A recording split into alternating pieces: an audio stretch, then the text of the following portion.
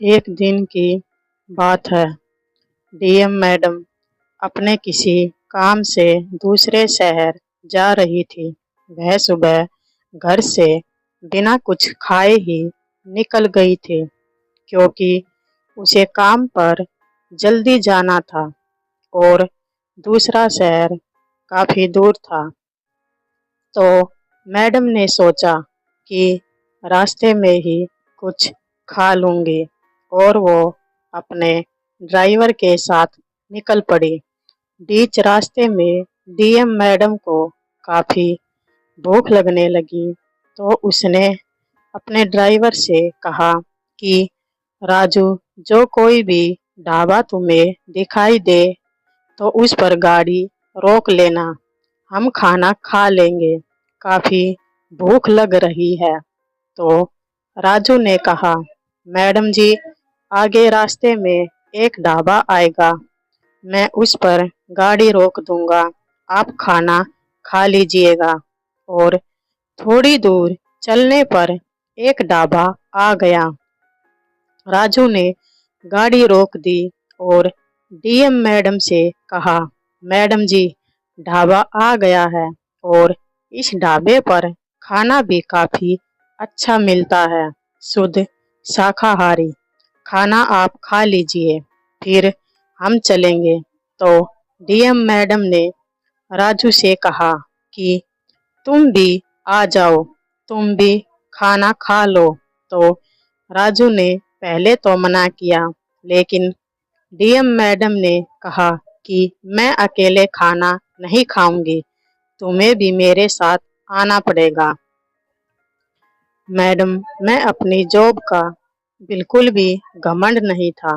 वह अपने ड्राइवर को अपने नौकरों के साथ में बहुत प्यार से बात करती थी और उन्हें पूरे स्नेह से रखती थी। डीएम मैडम के कहने पर राजू मान गया और वह भी डीएम मैडम के साथ खाना खाने के लिए चला गया। दोनों वहां मेज पर कुर्सी पर जाकर बैठ गए।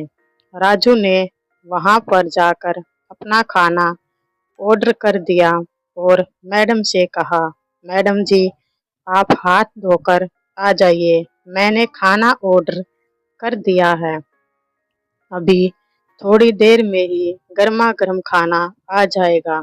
तो डीएम मैडम ने कहा, हाँ राजू, मैं अभी आती हूँ। और यह कहकर मैडम हाथ धोने चली गई। जैसे ही मैडम हाथ धोकर टेबल पर वापिस आई, तो वहां पर एक आदमी खाना रख रहा था। वो रख कर जाने ही वाला था कि डीएम मैडम की नज़र उस पर पड़ गई और डीएम मैडम ने उसे रोका। ये सुनो, रुको। तो वह आदमी वहीं पर रुक गया और उसने मैडम से कहा, हाँ मैडम जी, कहिए, और कुछ चाहिए आपको? तो डीएम मैडम ने कहा, हाँ, मुझे एक कप चाय चाहिए, मिल सकती है क्या? तो उसने कहा, हाँ मैडम जी, अभी लाता हूँ। और वह यह कहकर जाने लगा। थोड़ी देर बाद में चाय लेकर आया, तो उसने अपना सिर नीचे झुका रखा था और अपने बाल भी काफी लंबे किए हुए थे, दाढ़ी भी बड़ी रखी थी और सिर नीचा करके रखा था। तो डीएम मैडम ने उसे कहा कि आपने अपने बाल और दाढ़ी इतनी लंबी कैसे की हुई है? क्या आपको इन चीजों का शौक है? तो उस आदमी ने हाँ में सिर हिला दिया। डीएम मैडम ने कहा, मुझे ऐसा क्यों लग रहा है जैसे आप मुझसे नजरें चुरा रहे हैं और अपना चेहरा भी छिपा रहे हैं। तो उस आदमी ने कहा, नहीं मैडम जी, ऐसी कोई बात नहीं है। तो डीएम मैडम ने कहा, आप अपना चेहरा ऊपर कीजिए। जैसे ही वह उस आदमी ने अपना चेहरा ऊपर किया, तो मैडम को एकदम से झटका लगा, क्योंकि वो आदमी कोई और नहीं बल्कि डीएम मैडम का मरा हुआ पति था। अब इसके आगे की कहानी हम बताएंगे, उससे पहले आप वीडियो को लाइक कर दीजिए, चैनल को सब्सक्राइब कर दीजिएगा प्लीज। डीएम मैडम का नाम प्रीति देवी था।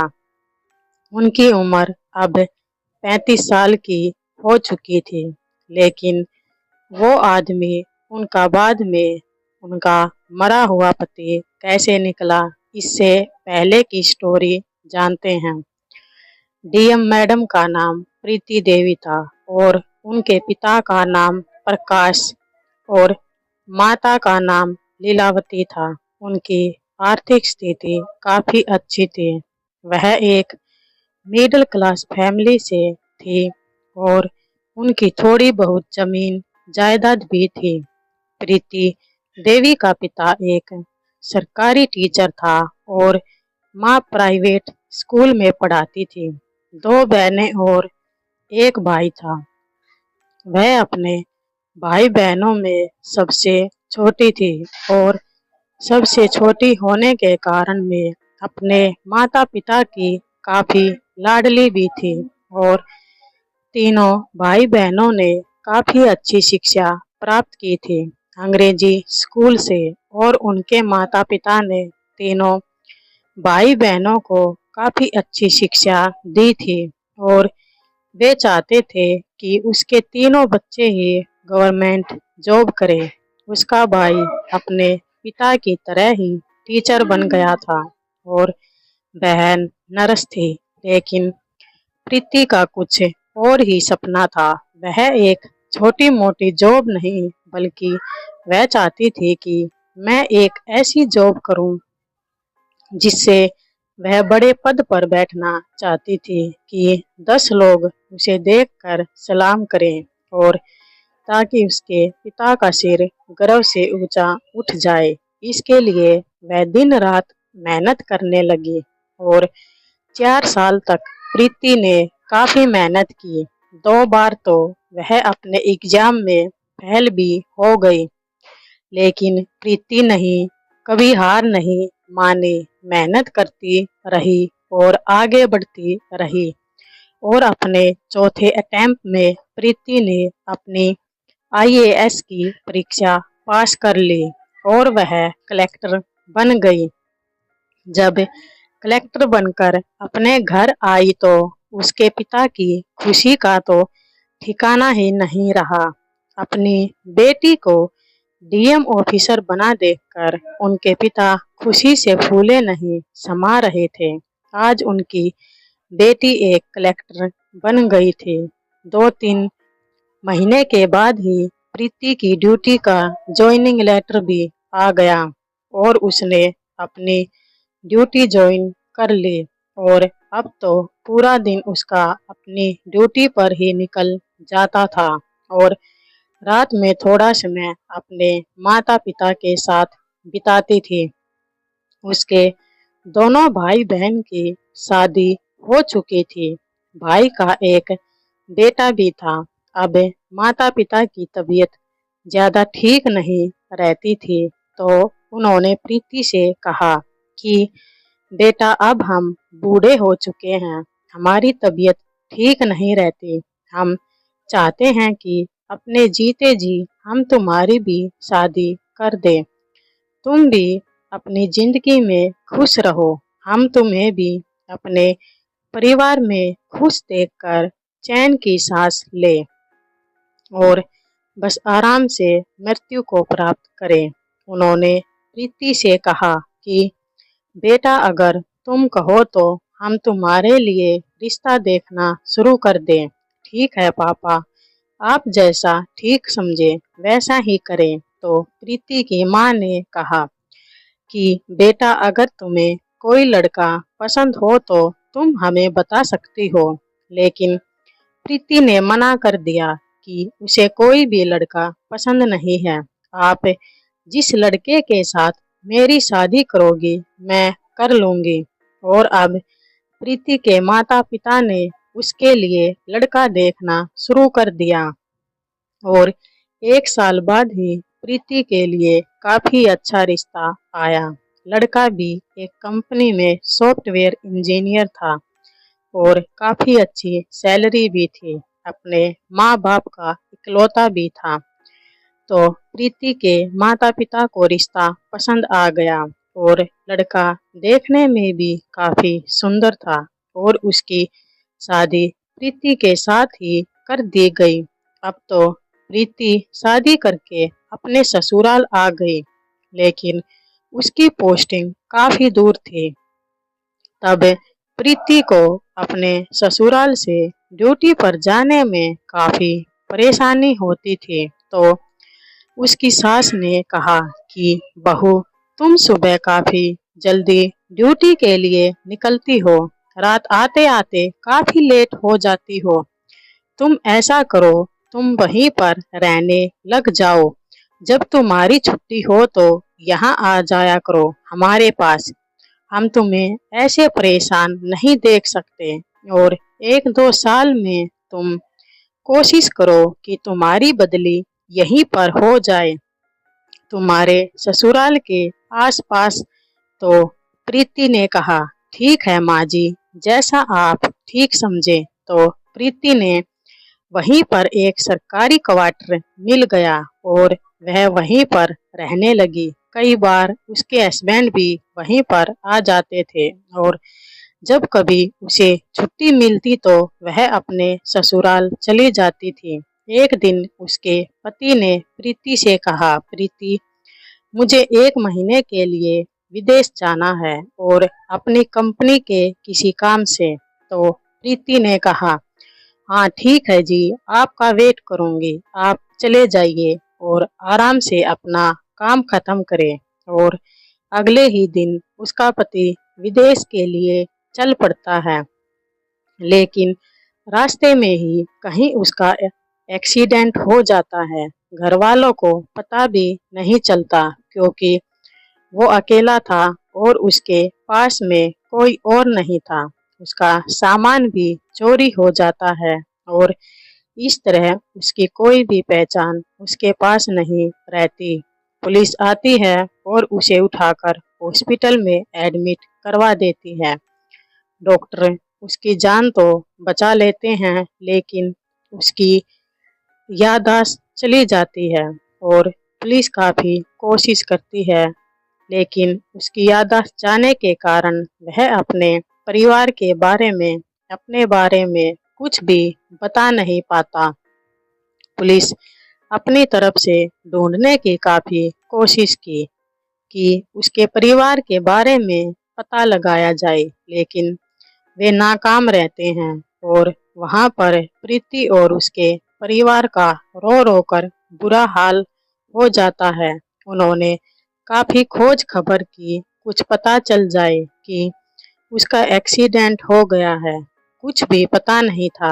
काफी समय बीत जाता है और वे अपने दिल पर पत्थर रख लेते हैं कि शायद वे अब इस दुनिया में नहीं रहे और प्रीति और उसका परिवार यही समझ लेता है कि उनकी मृत्यु हो गई है और इस तरह प्रीति अपनी जिंदगी में आगे बढ़ जाती है और अपने गम को पीकर अपना घर और अपनी ड्यूटी यही सब रहती है। लेकिन उनके ऊपर दुखों का और पहाड़ टूट जाता है। प्रीति की बहन का एक बेटा तो पहले था, लेकिन दूसरी बेटी हुई थी और बेटी को जन्म देते समय उसकी बहन की मृत्यु हो जाती है और अब प्रीति की बहन के बच्चे बिल्कुल बिना माँ के ऐसे ही रहते हैं। तो प्रीति के माता पिता कहते हैं कि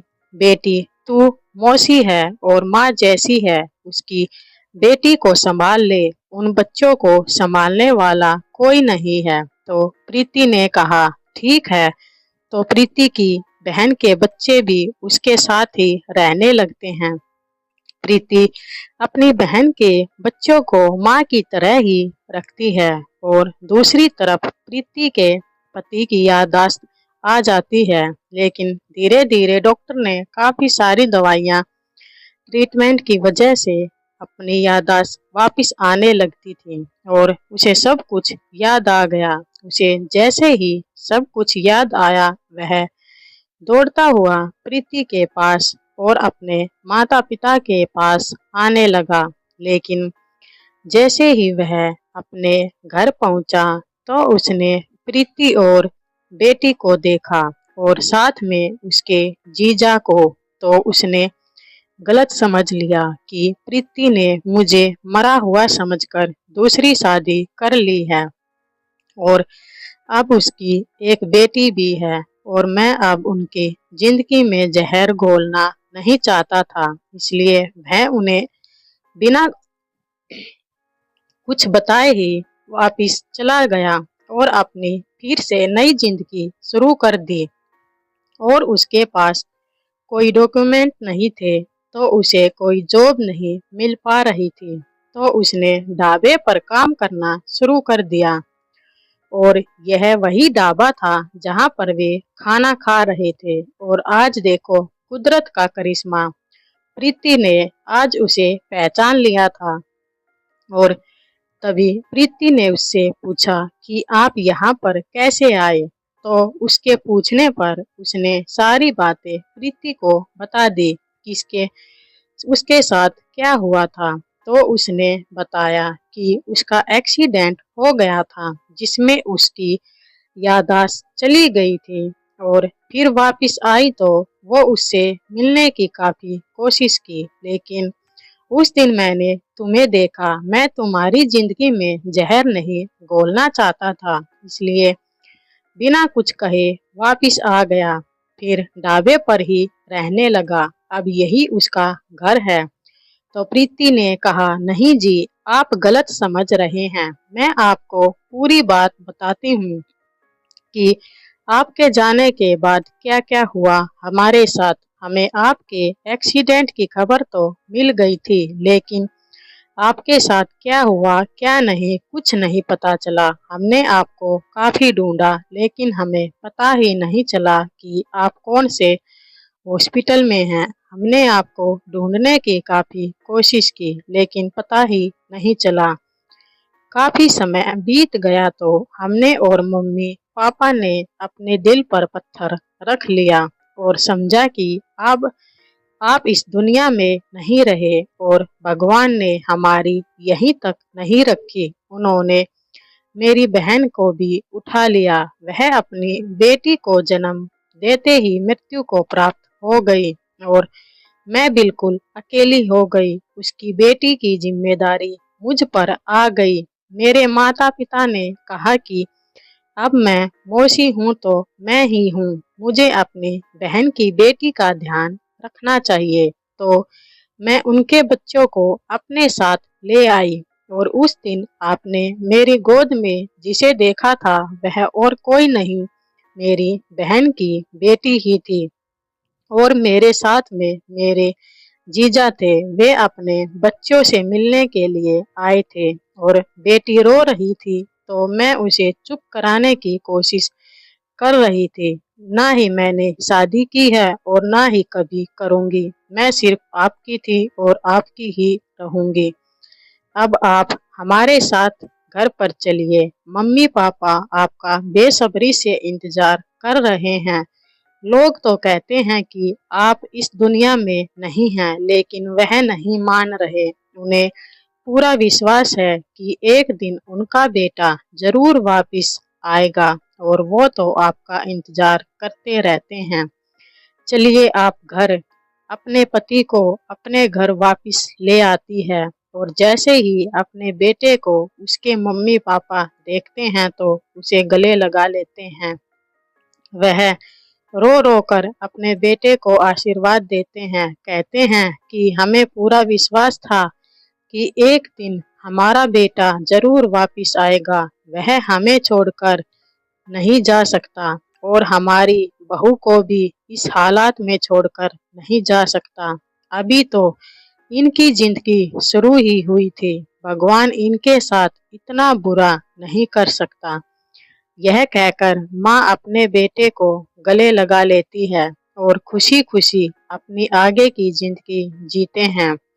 और 1 साल बाद ही प्रीति प्यारे से बेटे को जन्म देती है और ऐसे ही उनकी जिंदगी में खुशियां रहती हैं और आज वे काफी खुश हैं। यही थी आज की कहानी। वीडियो पसंद आई हो तो लाइक कर दीजिए।